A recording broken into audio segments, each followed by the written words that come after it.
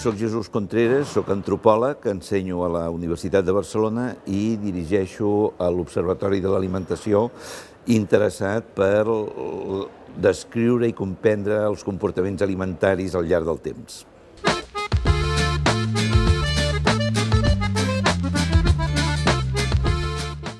Potser un dels aspectes més específics amb el present és la consciència d'especificitat. No tant, diríem, la pràctica específica i diferent d'altres, sinó la consciència de que és així i, d'altra banda, també la voluntat de que hi hagi una especificitat, de recuperar una tradició al respecte. I en aquest sentit podríem dir que hi ha diferents actuacions, diferents empreses al respecte. Per exemple, podríem dir que l'interès que a Catalunya hi ha pels productes de la terra, sense ser específic del tot, però sí que es manifesta d'una manera més important.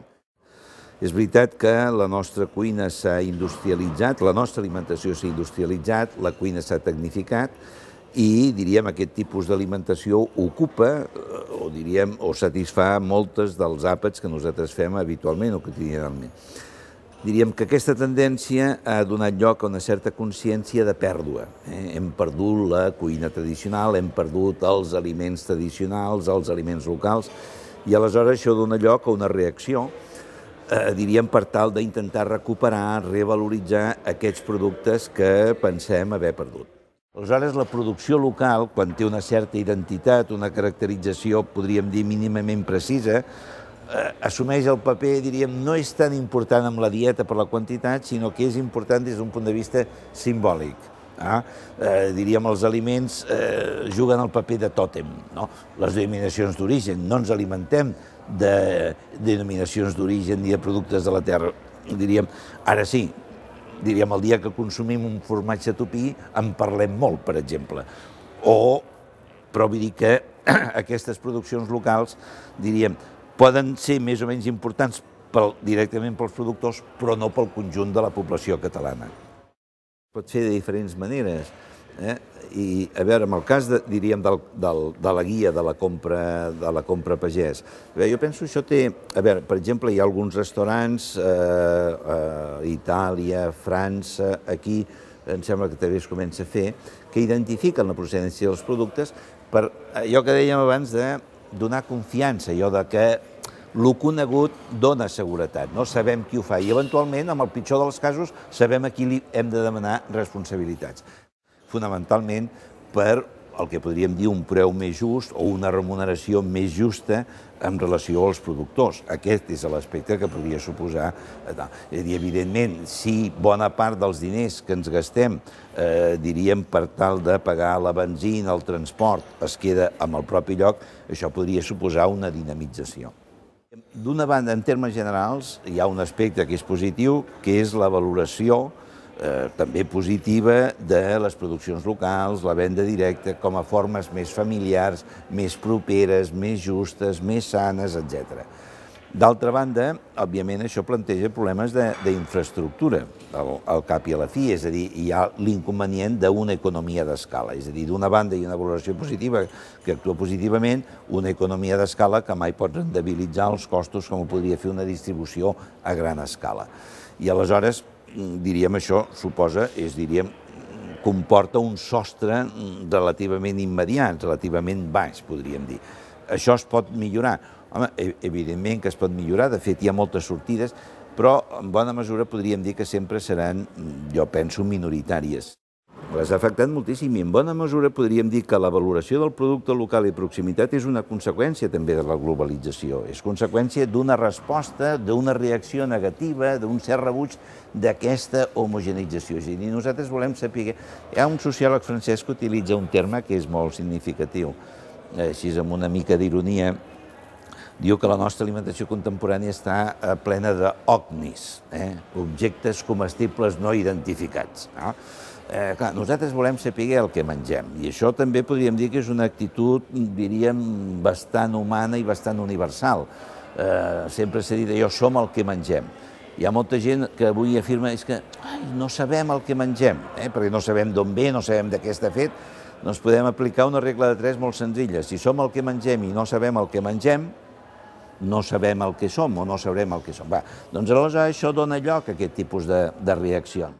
A veure, pot tenir molts papers. A veure, és a dir, tot depèn també del punt de partida que nosaltres prenem i, d'altra banda, quins objectius eventualment podríem tenir. A veure, Catalunya, en aquests moments, no sé la xifra exacta, però la població pagesa, que fa 60 anys era el 50%, és prou feines d'un 3%. És a dir, tenim, diríem, una població dedicada a l'agricultura, diríem que representa un percentatge molt petit de la població activa, això d'una banda, amb una mitjana d'edat considerablement alta, però el qual no vol dir que hi hagi sectors molt dinàmics, molt emprenedors dins d'aquesta pagesia. O sigui, resulta que, diríem, bona part del que podríem dir la recuperació o la organització d'empreses que valoren la producció local a venda directa, doncs que són persones relativament joves, o sigui, són pagesos joves.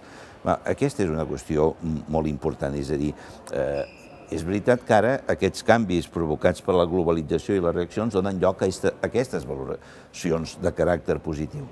Però la pregunta hauria de ser, escolta, quines perspectives de futur, de sostenibilitat tenen aquestes actituds, aquests valors, aquest interès per la venda directa o la producció local, etc.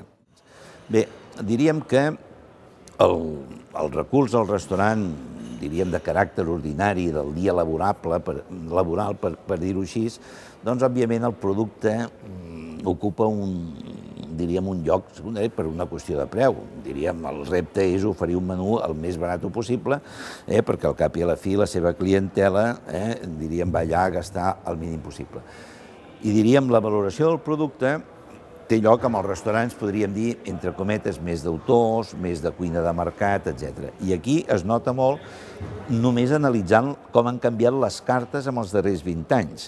Si prenéssim una miqueta encara més de temps, hem passat de les denominacions que no tenien res a veure amb el plat, que eren homenatges a persones o el que sigui, o a l'acudit que en aquell moment podia tenir el seu inventor, el producte amb prou feines apareixia a la denominació del plat, hem passat a unes cartes amb les que el producte és el més important. És molt possible, en qualsevol cas podríem dir Catalunya o Espanya, en comparació a altres països europeus, el valor i la presència dels productes ecològics en la dieta és considerablement menor. També és veritat, i això és com un peix que es mossega la cua. Alguns podrien dir que, per exemple, a Alemanya el 20% dels productes o del consum pot ser ecològic i no hi ha la diferència de preu entre el producte ecològic i el producte convencional no és tan gran. En canvi, en el nostre cas, és més gran. Clar, podríem dir, clar, si la producció fos més gran, potser el preu podria ser més barat i aleshores també a Espanya, diríem, més del 80% de la producció ecològica és per l'exportació. S'exporta als Estats Units o a Alemanya. És bastant significatiu. Podríem dir, d'una banda hi ha una qüestió de gust o d'acceptació dels aliments per part de les criatures i d'altra banda hi ha una qüestió, podríem dir, de comoditat per part de les empreses o de les cuines o dels serveis de menjador d'intentar disminuir el volum de sobres o els rebutjos. I aleshores, l'uno per l'altre, que podríem dir la caça sin barrer. Però vull dir que és una qüestió complexa. Amb els estudis que nosaltres hem fet sobre menjadors escolars, doncs clar, hi ha un exemple concret, que no tindria que veure, però que serveix per comprendre moltes coses. Un col·legi que diu els divendres, com als nens els agrada la pizza, els divendres, que és ja el darrer dia de la setmana, els donem pizza. Volum de sobre 50%. Parlem amb les criatures i diuen, no, escolta, és que el formatge està fred i això ja no és el mateix. Diríem que a vegades les condicions en les que se serveixen els aliments poden ser tan determinants com l'aliment mateix. Aleshores, clar, és un element important i el que és important també és que mitjançant aquest turisme hem convertit la cuina i l'alimentació en un fet cultural. Diríem, nosaltres no anem, diríem, o no busquem o no fem 50, 100, 200 quilòmetres per una raó estrictament alimentària. No.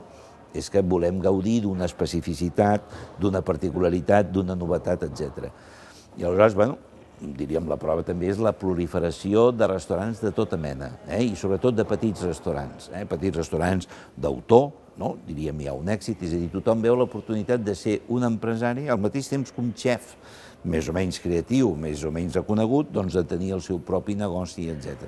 I això és una qüestió, diríem, que està en una explosió positiva molt gran i, ja dic, és el turisme extern, però també el propi turisme local.